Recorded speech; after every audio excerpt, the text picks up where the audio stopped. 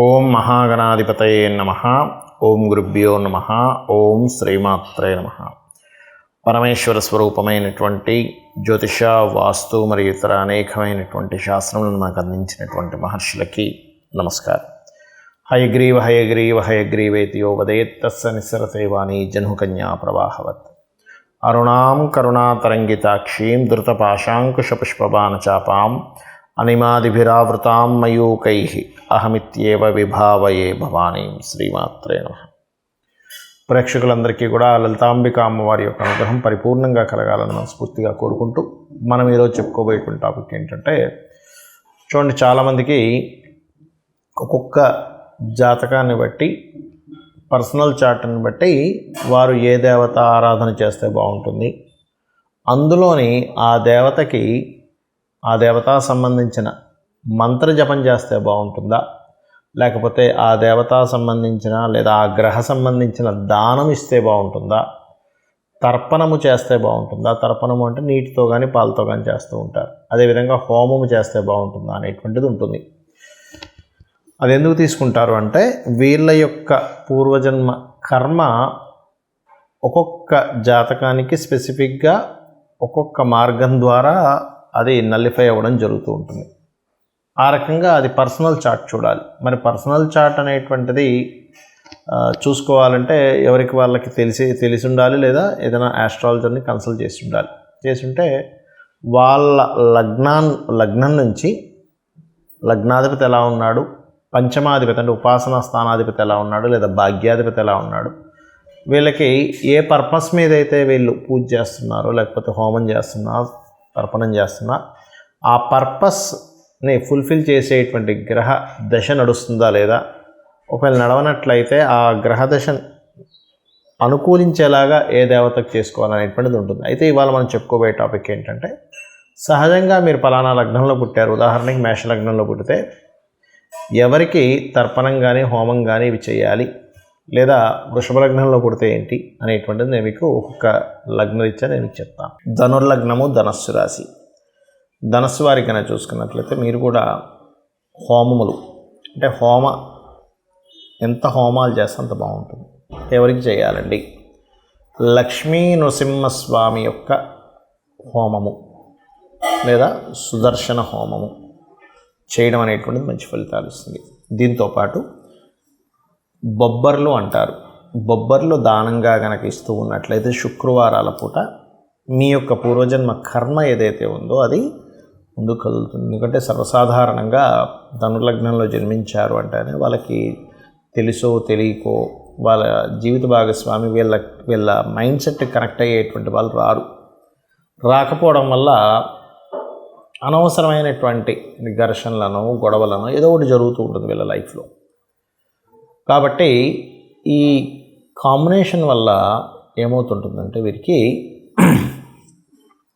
సరైనటువంటి సమయంలో సరైనటువంటి నిర్ణయాలు తీసుకోలేకపోవడము, అంటే ముఖ్యంగా వివాహ సంబంధించిన విషయంలో జరుగుతుంటుంది. ఎప్పుడైతే వీళ్ళు కొంతమంది హోమాలు చేయించుకోలేరు అనుకోండి, ఉదాహరణకి ఏమంటే మాకు అంత స్తోమత లేదు, కొన్ని వేలకు ఖర్చు అవుతుంటుంది ఆ సామాగ్రికి కానీ పురోహితులకు కానీ, అప్పుడేం చేయాలి అంటే, కనీసం హోమాలు జరుగుతున్నటువంటి ఉంటుంటాయి, మనకు లైవ్లో ప్రోగ్రామ్స్ వస్తూ ఉంటాయి యూట్యూబ్లోని, వాటిని చూస్తూ ఉండండి. కనీసం చూస్తూ ఆ హోమం చూస్తూ మీరు మనసులో లక్ష్మీ నరసింహస్వామి నమః, నేను ఏ దేవతా సంబంధించిన వాటికైతే చెప్పానో ఆ స్మరణ చేస్తూ ఉన్నట్లయితే ఆ ఫలితం మీకు వస్తుంది. ఇది చేయించుకోలేని స్థితిలో ఉన్నవారు, డబ్బులు ఉన్నవాళ్ళు కాదు నేను చెప్పేది. డబ్బులు లోబిగా కనుక ప్రవర్తిస్తే మళ్ళీ ఫలితం రాదు. నిజంగానే స్తోమత లేదు, నిజంగానే ధనానికి ఇబ్బంది పడుతున్నారు, కానీ సమస్యలు ఎక్కువగా ఉన్నాయి, అలాంటప్పుడు నేను చెప్తున్నాను. కానీ ఆల్రెడీ లక్షలు సంపాదిస్తున్నామండి, కానీ నేను లోబిగా రూపాయి ఖర్చు పెట్టకుండా నేను ఇలా చేసేసుకుంటానంటే ఫలితం రాదు. ఎందుకంటే భగవంతుడికి అంతా తెలుసు కదా. అంటే మన ధనము రకరకాల వాటికి వినియోగింపబడాలి. ఖర్చు పెట్టలేని స్థితిలో ఉన్నాము, ఈ రూపంలో కూడా మార్గం ఉంటుంది. అదేవిధంగా మీరు క్షేత్రాలు ఉంటాయి, లక్ష్మీ నరసింహస్వామి క్షేత్రం కానీ సూర్యుడి ఆలయాలకు కానీ వీటికి ఎక్కువగా దర్శిస్తూ ఉండండి.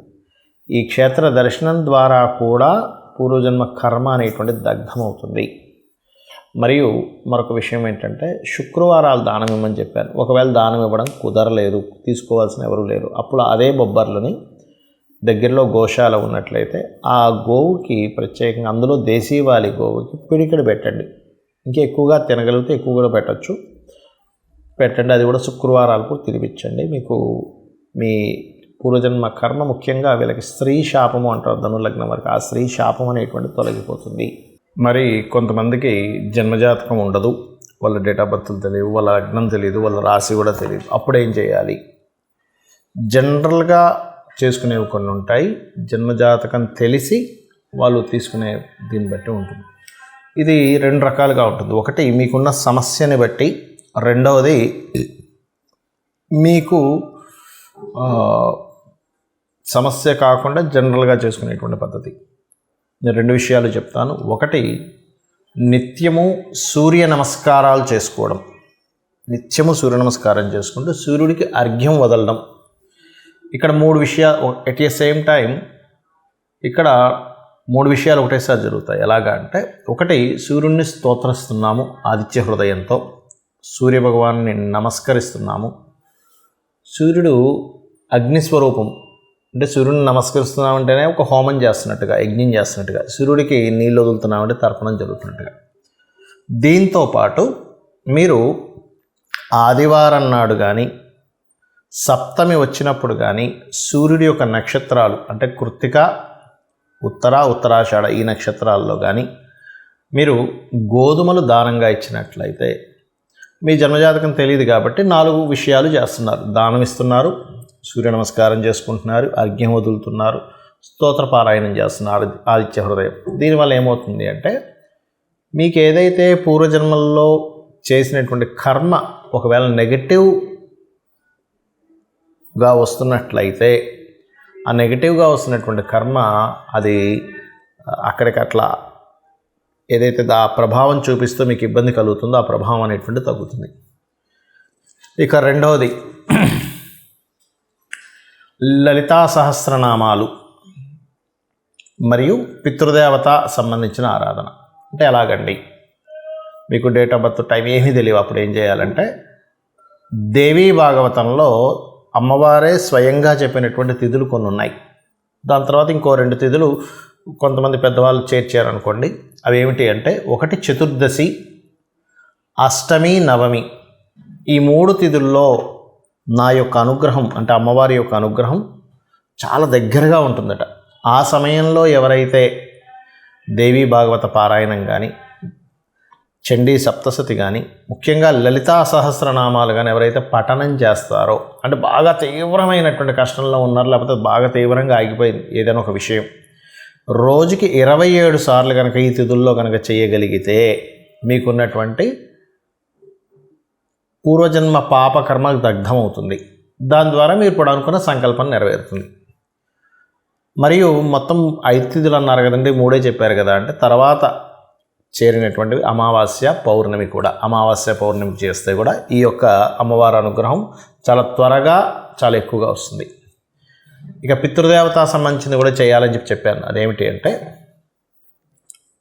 ముఖ్యంగా అమావాస్యల సమయంలో కానీ, మీ యొక్క పితృదేవతలకు సంబంధించిన తిథుల్లో కానీ మీరు, అంటే వాళ్ళు గతించినటువంటి తిథుల్లో కానీ మీరు స్వయం పాకము అంటారు.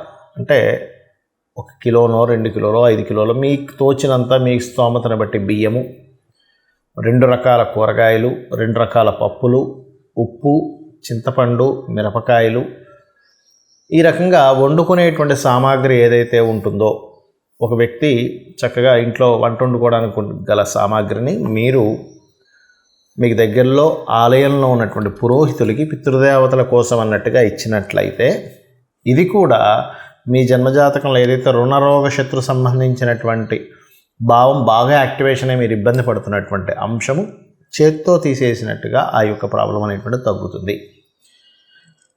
అయితే ఇది చాలామంది ఎన్నిసార్లు చేయాలండి అని అడుగుతూ ఉంటారు. ఒకటే గుర్తుపెట్టుకోండి, నిరంతరము చేయండి. ఎప్పుడైతే మీరు దేవతా కార్యాలు కానీ, హోమాలు కానీ, యజ్ఞాలు కానీ, తర్పణాలు కానీ, లేనట్లయితే దానము కానీ మీరు ఎంత చేస్తూ ఉంటారో గుర్తుపెట్టుకోండి, మనం ఎన్ని ఖర్చు పెట్టినా ఒక జీవుడు, అంటే ఒక మనిషి జన్మ ఎత్తినప్పటి నుంచి తన తుది శ్వాస, అంటే ఆఖరి శ్వాస వరకు కూడా ఎన్నో లక్షలు కోట్లు సంపాదిస్తాడు, ఖర్చు పెట్టేస్తాడు. కానీ ఏది కూడా మన వెంట రాదు. కేవలం భగవత్ సంబంధించినటువంటిది, పరోపకారంగా ఉపయోగించిన ధనం సంబంధించిన పుణ్యము మాత్రమే మన వెంట వస్తుంది, ఇది గుర్తుపెట్టుకోండి. కాబట్టి లేదా గోసేవ, గోవులకు వెళ్ళి సేవ చేస్తే కూడా అది పుణ్యంగా వస్తుంది. కాబట్టి ఇది చేయండి. ఖచ్చితంగా మీకు మీ జాతకంలో ఏ దశ నడుస్తుంది, ఏ అంతర్దశ నడుస్తుంది, గోచారంలో ఎలా ఉంది, ఇవేమీ మీరు కంగారు పడాల్సిన అవసరం లేదు. తెలియకుండానే సకల దేవతల యొక్క అనుగ్రహము, ఆ లలితాంబిక అమ్మవారి యొక్క అనుగ్రహం మీకు కలుగుతుంది. శ్రీమాత్రే నమః.